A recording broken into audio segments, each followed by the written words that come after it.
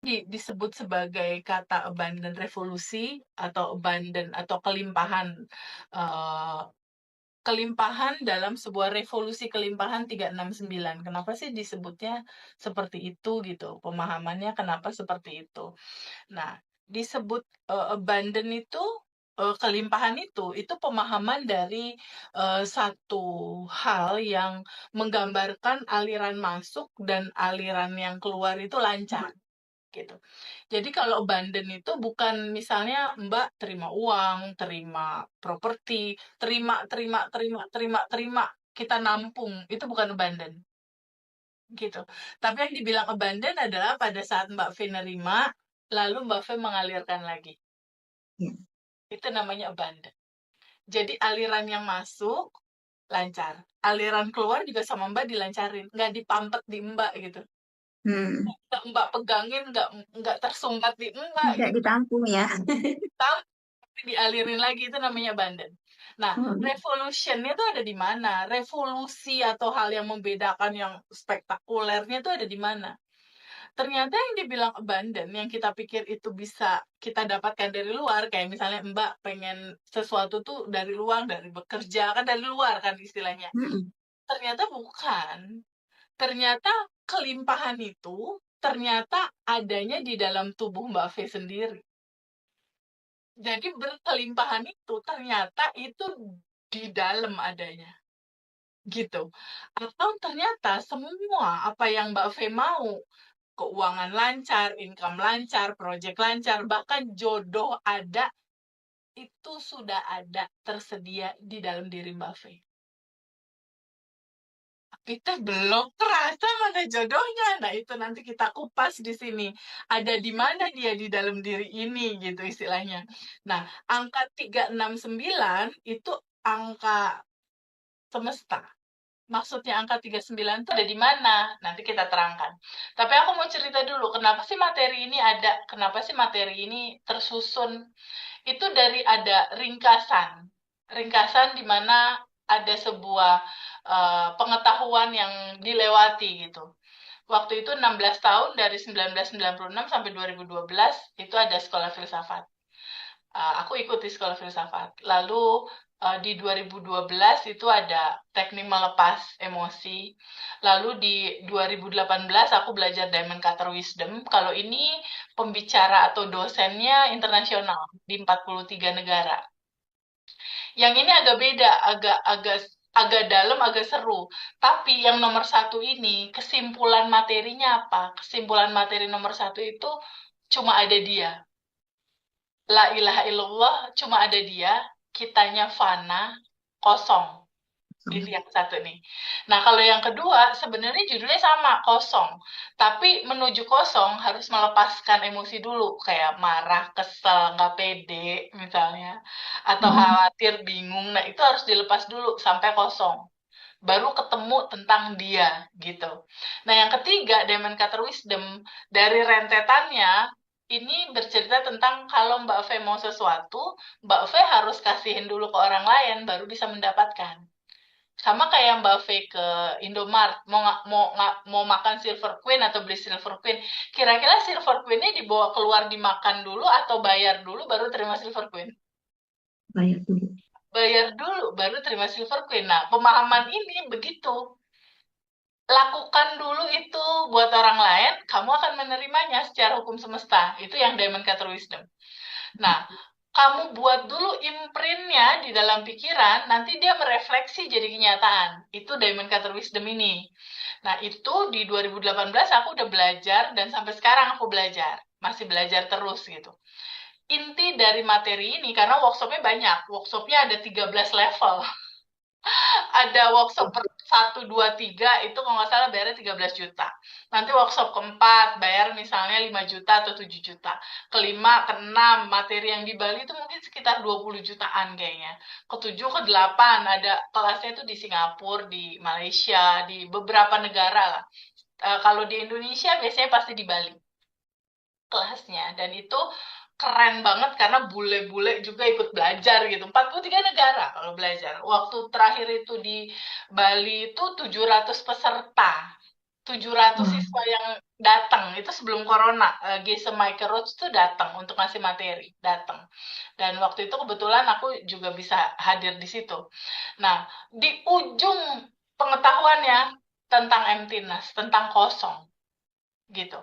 Nah, terus yang keempat AMC reguler sama platinum sama Mas Firman Pratama orang Surabaya, aku pun belajar.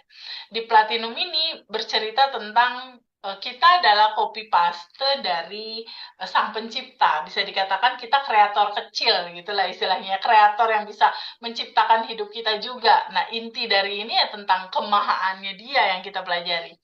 Nah, yang kelima, letting in Mas Riko, ini belajar tentang kesadaran, tentang ruang kelimpahan, tentang ruang kosong, tentang peripheral, tentang kesadaran yang lebih tinggi, tentang kosong juga sebenarnya ini intinya sebagai layar ibaratnya gitu. Nah, yang keenam, ini aku banyak belajar Sedona Method Mbak Lia di 2021. Pertama baca bukunya dulu waktu itu, buku Sedona Method yang dibuat oleh Lester Levinson. Cara melepasnya bagus, dia sistematis. Nah, kalau dulu di periode 1, 2, 3 ini, cara melepas nggak runtut gitu istilahnya, tapi disempurnakan sama Sedona Method. Nah, waktu di 1, 2, 3 pelajaran yang ini, aku udah belajar tentang quantum jam untuk manifest dan melepaskan yang aku mau. Nah, tapi di terakhir pengetahuan yang di sini, ini semakin jelas gitu, si tahapan-tahapannya. Nah, keseluruhan materi inilah yang melahirkan materi di sekarang. Gitu. Nah, tapi di 1, 2, 3, di 2018, di 2019, itu bisa dikatakan aku udah manifest hampir seluruh urusan keinginan aku dengan cara quantum jam dan akhirnya dilepasin keinginannya. Waktu itu mulai dari Harley aku nyangkut 1,3 miliar harus bayar ke bea cukai sampai akhirnya pakai quantum jam. Nanti aku ceritakan bagaimana proses quantum jam itu dan keinginannya kita lepas. Itu dalam 1 bulan Harley itu keluar tanpa aku ngeluarin uang sesen pun. Itu contoh pertama yang akhirnya dari contoh itu aku manifest untuk yang lain-lain gitu. Cara-cara itu.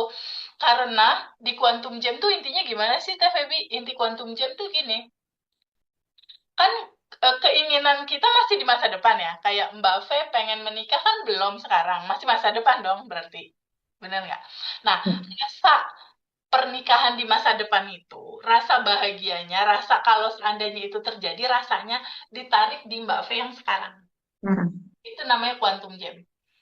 Jadi kita meloncat rasa di masa depan, kita rasain di sekarang. Gitu, itu quantum jam. Setelah kita rasakan di sekarang, lalu kita lepas. Maksudnya gimana? Kita lepasin keinginan kita lepasin goal kita lepasin ke Allah yang Maha Tahu jalannya. Kita pasrahkan, kita ikhlaskan, kita nggak ngatur-ngatur, nggak ngontrol prosesnya dan nggak usah bertanya-tanya ini gimana ya, ini bisa nggak ya, ini mungkin nggak ya, nggak usah ditanyain itu, karena kita udah serahkan ke semesta yang Maha Tahu jalannya, gitu. Pakai proses seperti itu, yang dari Harley, akhirnya aku bisa manifest suami dari situ. Nah, proses suami itu 4 bulan sampai pernikahan. Cuma 4 bulan. Artinya Mbak Fe, kalau Mbak Fe set up di Januari, kalau Mbak Fe set up goal di Januari, lalu dilepas goalnya, serahin sama Allah, pernikahan terjadi dong di Januari, di 2025. Kayak gitu, karena lihat copy paste yang proses aku, kurang lebih seperti itu, tapi tetap harus dilepas. Itu, satu Harley, kedua pernikahan, lalu anak. Setelah anak setelah rumah kendaraan, aset-aset lain, setelah itu income, uang. Dan di titik ini hampir keseluruhannya udah terjadi semua gitu. Nah, itulah yang mau diceritain sekarang. Gimana sih fase-fase itu berjalan, tapi nggak bisa langsung praktek ke situ tanpa ada pengetahuannya gitu, tanpa dasar pengetahuannya. Nah, sekarang kita mau mulai dasar pengetahuannya dari mana? Nah, dasar pengetahuannya itu dari yang tadi kan kita udah sekilas cerita tentang Harley. Nah, yang kedua ini. Kita lihat di sini apa sih substansi intinya yang Mbak Fe harus tahu, yang Mbak Fe harus pahami gitu. Nah, kita lihat di sini. Ini kan ada orang ya, Ada Mbak Hmm. Fe, ada aku. Kita itu adalah makhluk yang bergetar, Mbak. Maksudnya makhluk yang bergetar gimana? Pada saat Mbak Fe mikir gimana ya masuk uang bulanan secara rutin di angka tertentu. Mbak Fe mikir, itu pikiran tuh bikin gelombang. Deng, deng, deng gitu loh. Mikirin Hmm. sesuatu, hati bergetar. Dek, dek, dek. Jadi kita tuh makhluk yang bervibrasi, yang bergetar. Nah, getaran rasa inilah yang ditangkap sama semesta untuk diwujudkan. Gitu. Jadi kalau misalnya seseorang itu bergetar di dalam ketakutan, kebingungan, keresahan, kekhawatiran, itu yang ditangkap oleh Tangkap. semesta untuk diwujudkan. Hmm. Gitu. Nah, itu kita perlu tahu hukum energi ini, hukum energi, vibrasi, frekuensi. Energi itu apa? Energi itu adalah sesuatu yang ada di seluruh alam semesta ini. Kayak Mbak Fe dan aku adalah energi. Aku, Mbak Fe, gunung, awan, rumah, mobil, itu energi. Jadi semua itu energi. Dan si energi ini, dia itu mempunyai getaran. Yang tadi aku cerita itu, semua punya getaran. Dan dia semua bervibrasi. Nah, nantinya untuk proses berdoa yang kita lakukan, tergantung isi getarannya apa. Getaran Hmm. rasa itulah yang tertangkap sama semesta untuk diwujudkan. Kayak gitu. Nah, ini substansi pertama yang harus kita tahu apa namanya dari materi yang sekarang. Kita adalah makhluk yang bergetar. Nah, di sini kita mulai slide pertama. Slide pertama di sini siapa sih sebenarnya diri sejati atau diri aslinya Mbak Fe? Nah, kalau kita lihat di sini, ini ada gambar. Kelihatan ya, Mbak? Ada gambar siapa diri kita? Ada ya? Hmm. Ada tulisannya. Oke. Nah, sebenarnya siapa sih aslinya Mbak Fe? Siapa sih diri Mbak Fe itu? Sebenarnya siapakah kita gitu? Nah, perenungan pertama mulai dari situ dulu, biar tahu bagaimana kita merealisasikan apa yang jadi pengennya kita gitu istilahnya. Nah, sekarang kita lihat siapa sih diri kita. Nah, Quran surat 38 ayat Asad ayat 72. Nanti Mbak Fe baca buka di rumah ya. Ininya Hmm. ayatnya. Di sini dibilang ini menceritakan tentang proses penciptaan Adam, ya. Proses penciptaan Adam atau proses miniatur juga untuk proses penciptaan kita. Sebenarnya kita tuh siapa gitu. Nah, di sini disebutkan, kemudian apabila telah aku sempurnakan kejadiannya dan aku tiupkan ruhku di sini, ini disebut nih ada nih. Dan kuciptakan ruhku. Nah, kata ruhku di sini, ini kan sama kayak Mbak Fe bilang, Teh Febi, ini tanganku, ini hidungku, ini kepalaku. Itu kan sama kayak Mbak Fe bilang, Teh Febi, ini milik kepunyaan aku. Jadi ini tanganku, berarti kan bagian dari dirinya Mbak Fe. Benar nggak? Ya, ya. Tanganku, bagian dari dirinya Mbak Fe. Kalau Allah bilang, kutiupkan ruhku. Nah, ruhku ini kan ada di dalam dirinya Mbak Fe, ada di dalam diri aku, ruh. Bener nggak? Makanya kita bisa ngobrol, bisa bercakap-cakap, karena ada yang hidup kan? Bener nggak? Ada yang hidup. Nah, ruh ini dia bagian dari dirinya Allah. Atau kalau Allah disebut cahaya di atas cahaya. Kita ini adalah percikan cahayanya atau bagian dari diri dia, gitu ya. Atau yang disebut kita itu apa? Kita itu ini entitas langit atau makhluk surga, makhluk langit atau entitas tanpa batas sebenarnya. Karena kan bagian dari itu, bagian dari kemahaannya Allah. Karena dikatakan kutiupkan ruhku. Jadi bagian dari diri Allah tuh ada di dalam Mbak Fe, ada di dalam aku, ada di dalam teman-teman semua. Bisa dikatakan kalau Allah yang maha besar atau cahaya di atas cahaya itu adalah ruang yang besar, ruang cinta yang besar. Kita tuh titik-titik yang ada di dalamnya dia gitu. Jadi Hmm. bagian dari dia. Nah, kalau seandainya kita adalah manusia entitas langit atau manusia entitas tanpa batas, itu aslinya Mbak Fe adalah itu yang sudah sempurna. bagian dari dia yang udah sempurna itu, karena kan ini Allah cahaya di atas cahaya, kita kan bagian dari itu kan, berdasarkan ayat ini. Benar nggak? Iya. Nah, artinya, Neslinya Mbak V itu dari awal, perancangan DNA-nya, perancangan hidupnya Mbak V, itu udah di set up hidupnya Mbak V, hak hidup Mbak V itu berkelimpahan. Karena kan bagian dari dia. Iya benar. Artinya dari awal Mbak V sebelum ada di dunia ini, itu tuh udah berkelimpahan, udah sempurna, udah cukup tersedia semua apa yang Mbak V mau tuh potensinya tuh udah lengkap, sempurna, utuh, udah ada kelimpahan itu di dalam tubuh Mbak V sendiri. Gitu. Tapi TVB kenapa ya? Kok aku belum ngerasain kelimpahan itu? Saldo aku belum di atas 10M. Bener nggak? Udah 10M belum, Mbak? Boro-boro. Belum di angka itu, katanya berkelimpahan. Hmm.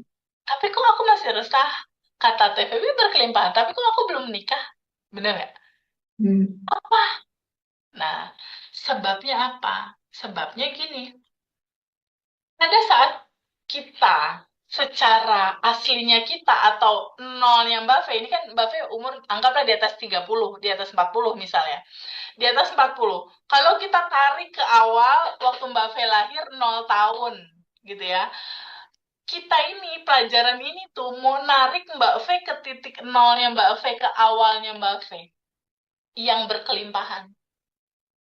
Nanti kalau udah kenal awalnya Mbak V yang berkelimpahan, balik lagi ke sini, ingat selalu itu gitu. Karena aslinya udah itu, berkelimpahan. Cuma gimana caranya berkelimpahan? Aku ngerasanya belum punya itu semua. Kenapa? Karena pada saat kita lahir, mulai ada endapan emosi yang kita rasakan dan kita nggak alirkan, nggak kita lepasin. Contoh, pada saat lahir, mulai kecil nih, SD, SMP, SMA, dimarahin papa, lalu SD berantem sama temen, kan mulai itu ada kesel, bener nggak? Hmm. Marah, cemas, bingung, khawatir, mulai itu ada yang kayak gitu-gitu. Itu ternyata kalau kita nggak ikhlasin atau pas SMP, SMA mulai ada aku benci sama orang itu, mulai kan, bener nggak? Aku kesal sama orang itu, aku belum bisa maafin orang itu. Nah itu tuh menutupi kelimpahannya Mbak Fe. Ternyata yang kayak gitu-gitu tuh, kekesalan, kekhawatiran, kebingungan, atau dogma-dogma dari orang tua kita. Kamu kalau mau dapet uang, kamu harus kerja keras. Nggak bisa nggak kerja keras. Nah, yang seperti itulah yang membuat gambarannya kayak gini, Mbak. Tertutupi. Ketutup, terhalang. Hmm. Padahal aslinya Mbak Fe yang dari sini nih, entitas langit ini kan kayak ada hujan-hujan di sini ya. Kelihatan nggak kayak ada hujan-hujan? Ini tuh mau diturunin untuk ini rasakan.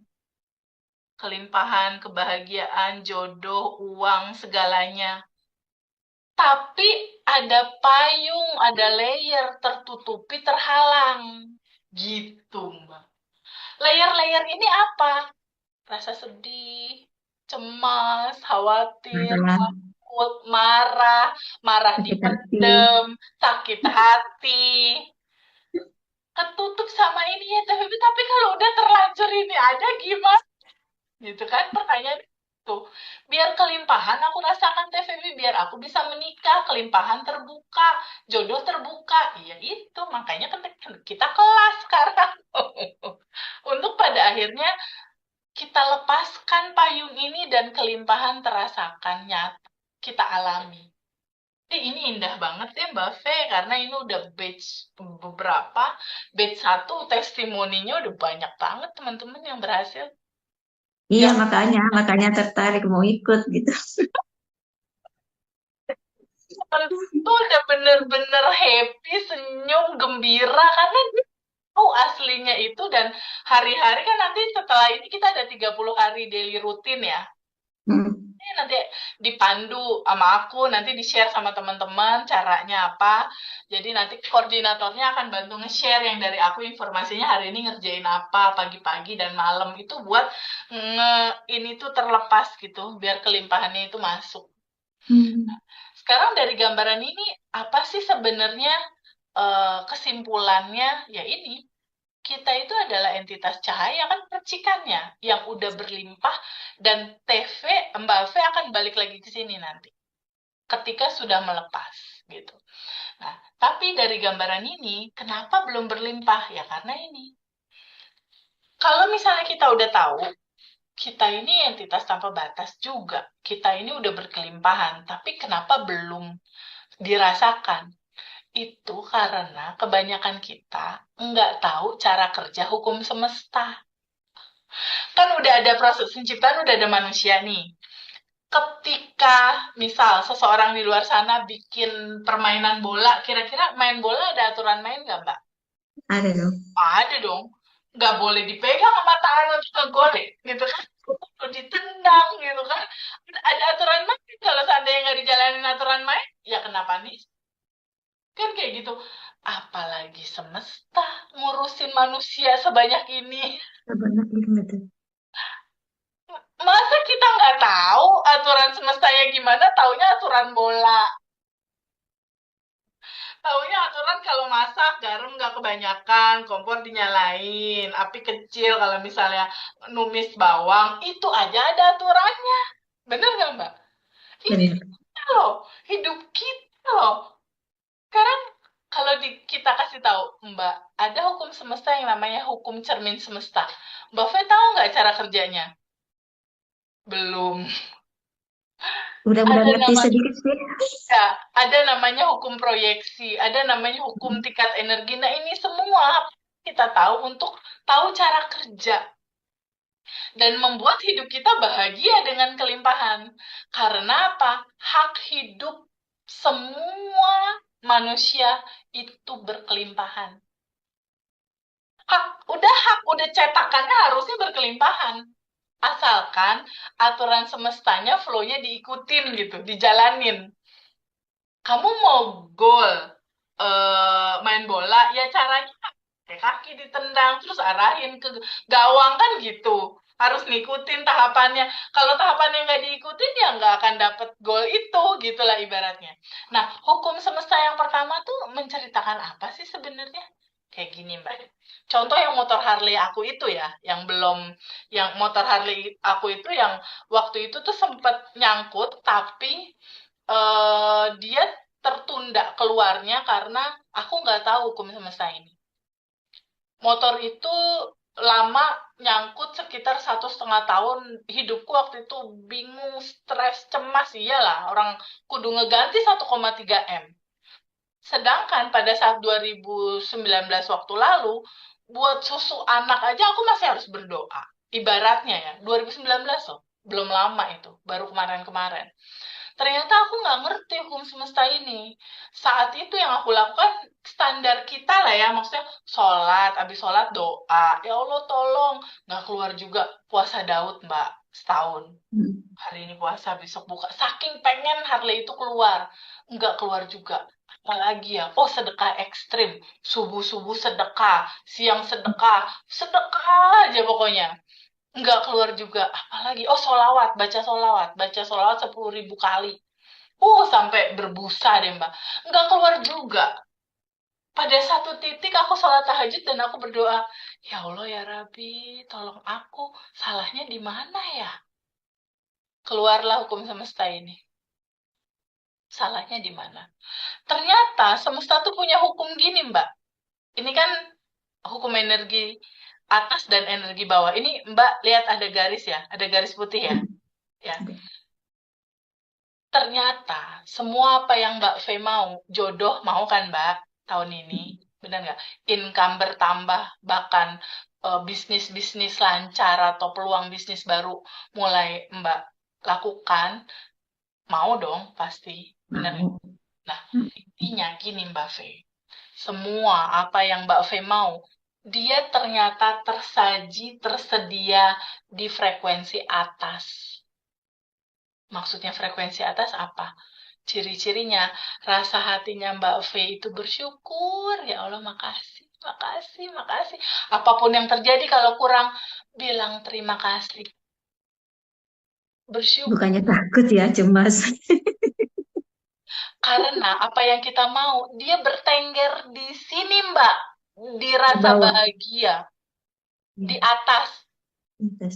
Apa yang kita mau, dia adanya di langit. Di atas lah bisa dikatakan gitu ya. Ciri-cirinya apa itu Benar-benar. frekuensi di atas? Rasanya bahagia bersyukur. Gambarannya gimana? Bukankah kita masih bernapas, kita udah harus bersyukur ya daripada yang di ruang ICCU yang pakai alat gitu kan, pakai oksigen, nggak bisa kayak Ya, kita bernapas lega. Di titik kita bernapas aja udah yang harusnya, ya Allah ya Rabbi makasih, masih dikasih umur. Kalau udah dikubur, bukannya ada kisah Nabi cerita ya, Nabi diperjalankan waktu Isra Mi'raj atau di satu momen tertentu, diperlihatkan gitu kejadian setelah kematian kita, ada banyak orang yang jerit-jerit bilang, kembalikan aku ke dunia lagi, tolong kembalikan aku, tolong kasih kesempatan aku balik lagi ke dunia. Ngapain kamu minta dibalikin ke dunia? Aku baru tahu sekarang bahwa aku menyesal kenapa nggak dari dulu beramal soleh. Kenapa nggak dari dulu? Kenapa nggak dari dulu sedekah, berbuat baik, berterima kasih, bahagia, bersyukur. Nyesel pas udah waktunya pulang, nyesel minta dibalikin lagi. Tapi kalau udah kayak gitu, bisa nggak balik lagi? Udah, enggak. Nah ini dikasih nafas.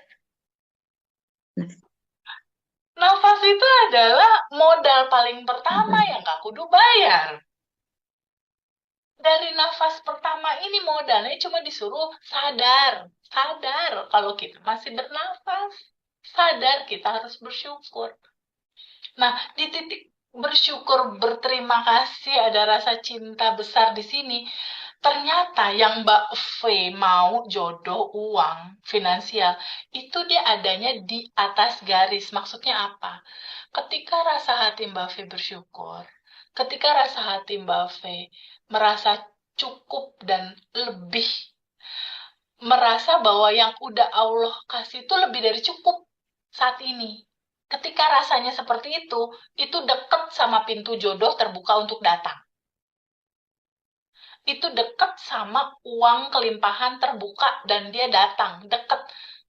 Karena apa? Frekuensinya sama antara getaran tubuhnya Mbak V sama si keinginan keinginan. sama di atas 200. Sekarang kayak aku yang kemarin 2019. Setahun kenapa nggak terjadi-terjadi? Kan aku udah sholat, kan aku udah puasa. Daud. Apalagi di atas puasa Daud ada lagi nggak, Mbak? Pol. Yang harus dilakukan. Ternyata Mbak Fei, salah aku adalah, aku mau sesuatu yang frekuensinya di atas 200, tapi tubuh aku ada di frekuensi bawah. Takutan, kecemasan, kekhawatiran, kebingungan. Tapi aku maunya Harley aku keluar, gembira kan? Bahagia kan? Ketika maunya di frekuensi 200 motor keluar, tubuhku bergetarnya di khawatir, bingung, cemas di bawah. Kira-kira ketemu nggak? Terkabul nggak? Enggak lah. Begitupun jodoh. Pada saat Mbak mau jodoh, pada saat Mbak mau uang, pada saat Mbak mau financial freedom, kan di atas. Tapi saat ini kita kita coba flashback 3 hari terakhir, seminggu terakhir. Masih ada nggak getaran yang judulnya ada di sini? Khawatir, cemas, bingung, Tiap hari malah nangis, marah. nangis, marah. Artinya tanpa sadar, kita lihat slide ini. Coba Mbak Fe boleh bantu aku baca nggak sistem kerja semesta? Aduh, enggak kelihatan soalnya Oke, aku pakai aku HP bacain. kecil. Oke, jadi gini, sistem kerja semesta seperti cermin. Dia akan memantulkan kembali apa yang kamu lepaskan. Jadi pada saat waktu aku kemarin itu, ini anggapnya ada orang, ada gambar orang di sini kan. Ada ya gambar orang ya. Anggaplah ini aku. Aku mau Harley, tapi yang aku lepaskan, yang aku rasakan, yang aku vibrasikan di hati itu rasa khawatir dan takut. Nah,